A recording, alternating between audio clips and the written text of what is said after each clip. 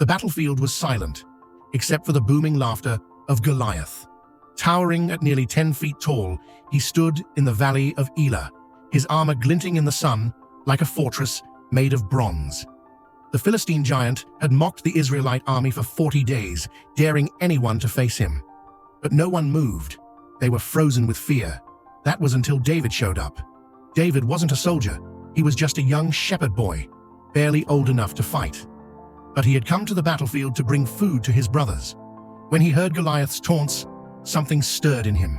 He couldn't stand how the giant mocked God and his people. "I'll fight him," David said boldly. The soldiers laughed. King Saul, desperate for a solution, tried to stop him. "You're just a boy. He's been a warrior since his youth." But David's eyes burned with confidence. "I fought lions and bears while protecting my sheep. This giant will be no different. God protected me then, and he will protect me now."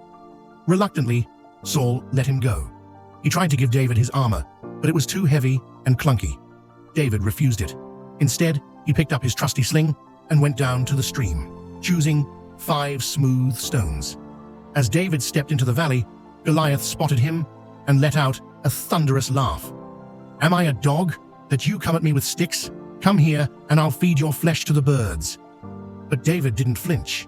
He shouted back, "You come at me with sword, spear, and javelin, but I come at you in the name of the Lord Almighty. Today, the whole world will know there is a God in Israel." With that, David reached into his pouch, pulled out a stone, and placed it in his sling. He began to swing it faster and faster, the hum of the sling cutting through the air. Then, with perfect precision, he let it fly. The stone soared like a missile and struck Goliath square in the forehead.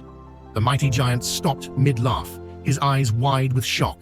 He staggered, then collapsed to the ground with a thunderous crash. The Philistine army gasped. The Israelites stood frozen for a moment, then erupted in cheers as David ran forward. Without hesitation, David grabbed Goliath's massive sword and used it to finish the job, holding the blade high in victory. The once terrified Israelite army surged forward, chasing the fleeing Philistines, their fear replaced by faith in the boy who had trusted God. From that day on, David's name became legendary, a reminder that courage and faith can slay even the greatest of giants.